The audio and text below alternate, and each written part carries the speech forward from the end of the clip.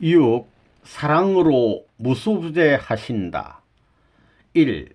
사랑만이 경계를 넘나든다. 하나님의 마음은 하나님의 말씀 속에만 있는 것이 아니라 하나님이 지으신 만물 속에도 있습니다. 하늘 땅 어디를 가든지 거기에 하나님의 마음이 있다는 것입니다. 그렇기 때문에 하나님은 계시지 않는 곳이 없다. 즉 무소부재하다고 했습니다. 하나님의 마음속에 있기를 원할진대 여러분이 바라보는 물건 가운데 하나님의 마음이 있으니 그 물건을 내 것으로, 천지의 모든 존재물을 내 것으로 품고자 하는 마음을 가져야 합니다. 그것이 하나님의 마음입니다. 최고의 도를 통한 사람이 있다면 하나님의 마음에 소유된 사람입니다.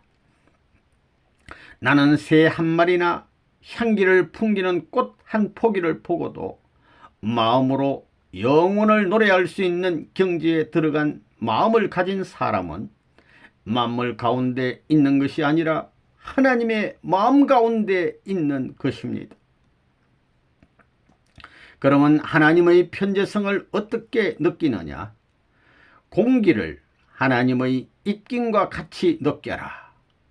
태풍이 불어오거든 그것을 하나님이 이 세계를 위해서 순환길을 극복해 나오시면서 흘리신 땀과 같이 느끼라는 것입니다. 태양을 바라보거든 그 태양이 이 우주 전체의 생명의 요인을 상징하였음을 알고 하나님의 사랑을 태양에게 배우라는 것입니다. 하나님의 심정을 채우라는데 하나의 교본이요 교제로 전개시킨 것, 사랑하는 아들, 딸을 기쁘게 하기 위한 교제로 세워놓은 것이 자연입니다. 나뭇잎을 보고 자기 아들, 딸같이 여기고 혼자 중을 그릴 수 있는 사람이 있다면 그는 성인에 가까운 것입니다. 하나님께서 무소부재하시니 우리도 무소부재한 것을 담고 싶고, 하나님께서 전지전능하시니 우리도 전지전능하고 싶고, 하나님께서 유일무이하시니 우리도 유일무이하기를 바라는 것입니다. 이것이 닮았습니다. 나 자신이 하나님을 닮았기 때문에 나를 하나님 닮게 만들고 싶은 것입니다. 나 자신이 온 천하를 다스리고 싶다는 것입니다. 이것이 모두 다 비슷비슷하게 하나님을 닮았습니다. 사랑을 통해 체율적인 생활을 해야 합니다. 그래서 하나님이 슬퍼하실 때에 내가 슬픔을 느끼고 하나님이 기뻐하실 때 자기도 모르게 기뻐지는 것입니다. 효자는 천만리 떨어져 있다 하더라도 부모의 사랑은 언제나 그 효자의 곁에 있는 것입니다. 하나님의 편재성에 있어 하나님은 어디에 있느냐? 지식적인 내용에 있는 것이 아닙니다. 그러나 사랑은 그렇지 않습니다. 극과 극을 넘어서 편재를 타당하게 가능하게 하는 것이 자식을 사랑하는 부모의 마음, 자식을 향한 부모의 마음입니다. 사랑을 통하는 그 길에 부모의 사랑은 무소부재입니다. 어디나 있지 않는 데가 없습니다. 그것은 사랑만이 가능합니다. 사랑만이 그 아들을 완전히 지배할 수 있는 것입니다. 전능한 고난은 거기에 해당되는 것입니다. 이렇게 되어 있습니다. 사랑에는 위대한 속성이 있습니다. 하나님의 절대적인 사랑, 불변적인 참사랑과 일치된 입장에 서게 되면 하나님이 계신 곳에 내가 가세할 수 있고 언제든지 동거할 수 있는 권한을 가지게 됩니다. 그렇게 되면 내가 눈을 감지 않고도 하나님을 보게 되고, 하나님의 비통한 심정을 체울한 자는 길을 가다가도 멈추고 통곡을 하는 그런 체율적 세계가 있는 것입니다. 타락한 세상에서도 어머니의 사랑은 만일 자식이 외지에서 불의의 사고를 당하게 되면 느낌으로 알게 되는 경우가 많지 않습니까? 자다가도 아무개야 하고 소리치고 일어나는 것입니다. 그래, 동맥이 위대하냐 정맥이 위대하냐, 어떤 게 위대해요? 같습니다. 그러면 하나님이 위대하냐 사람이 위대하냐, 그건 역시 같습니다. 사랑을 중심 삼고 보면 하나님이 동맥적이라면 우리 인간은 정맥적인 존재이기 때문에 하나님과 대등할 수 있는 그런 특권을 지닌 인간의 가치가 있습니다. 천상천하의 유아독전이요 전지전능하고 무수부재하고 나를 그치지 않는 것이 없다. 그게 무엇을 중심 삼고 그러냐?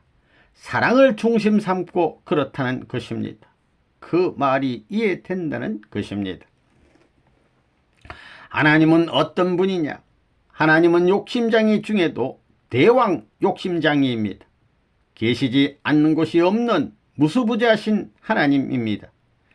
계시지 않는 곳이 없으니 얼마나 욕심장이에요. 욕심꾸러기라고 하거나 욕심장이라고 해서는 안 되겠지만 하여튼 욕심이 많으시다는 말입니다. 하나님은 절대 복종할 수 있는 길이 있겠어요? 없겠어요?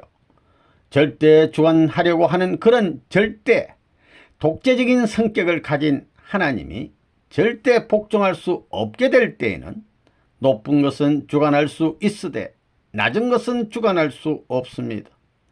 무수부재란 말 자체가 모순된 말이 됩니다. 하나님도 우리를 닮았기 때문에 어머니 아버지가 자기 아들 딸 닮았지요? 그렇잖아요. 하나님을 우리 아버지라고 합니다. 하나님도 절대 복종하면서 살고 싶어 합니다. 없다 할 때는 하나님이 그 얼마나 고독하겠어요. 자기가 그린 작품을 가지고 밤이나 낮이나 취해 바라보고 눈물을 흘리며 감탄하는 사람이 있으면 그것을 그린 화가가 기분 나빠하겠어요? 그런 사람이 있으면 데리고 와서 안방에 모시고 왜 그랬소 하면서 사연을 얘기하게 할 것 아니에요? 아이고 좋아, 아이고 그리워, 아이고 같이 살고 싶어 한다고 해서 미쳤다고 하겠어요? 여러분이 하나님을 몰라도 하나님이 만우주에 꽉 차 있는 편재성을 지식적인 주체로 계시기보다는 사랑으로 계시기 때문에 내가 어떻게 사랑의 동강권을 각 분야에서 체류할 수 있느냐 하는 자리에서 하나님을 재인식하고 재발견해 보라는 것입니다. 이 우주에는 사랑이 없는 곳이 없다. 하나님은 절대적인 하나님인데 왜 절대적이냐? 사랑에 절대 복종하기 때문입니다. 기분 좋아요? 나빠요? 또 하나님은 무소부재입니다. 무소부재. 하나님의 사랑이 없는 곳이 없습니다. 하나님의 사랑은 우주를 품고도 남습니다. 중심적인 기반을 가지고 있습니다. 가장 큰 기반을 포용하는 사랑의 중심자가 하나님입니다. 만약 하나님이 움직인다고 할 경우에는 작은 것도 전부 따라서 움직여야 됩니다. 하나의 큰 원 안에 전부 들어가 있지요. 그래서 하나님이 전 세계, 전 우주를 커버한다고 해도 이론적인 말이 되는 것입니다. 하나님이 없게 될 때는 우주는 다 빈 것 같습니다. 빈 것 같다는 것입니다. 그러나 하나님이 있게 된다면 우주는 꽉 찬 것입니다. 왜? 사랑이 있기 때문입니다. 그렇기 때문에 내가 혼자 있더라도 하나님이 있는 줄 알게 될 때는 우주는 꽉 찬 것입니다. 어디나 계신다는 말입니다. 어디나 계신 것을 느끼게 되는 것입니다. 그러니 사랑 가운데에는 무소부재의 감동을 알 수 있습니다. 그러나 내가 하나님을 모르게 될 때에는 모든 것이 빈 것입니다. 없는 것과 마찬가지다 이겁니다. 사랑의 주체가 없으면 아무도 없는 것처럼 느낍니다. 그러나 사랑의 주체가 있으면 모든 것이 찹니다. 사랑이 꽉 차야 모든 것이 차기 때문에 무한히 줄 수 있게 줄 수 있고 참되게 줄 수 있다는 결론이 나옵니다. 주고받는 것은 이상의 실현이요 이상의 번식입니다. 사랑의 세계는 거리를 초월합니다. 사랑이 얼마나 빠르냐 하면 빛도 못 따라갑니다. 제일 빠른 것이 사랑입니다. 제일 밝은 것도 사랑입니다.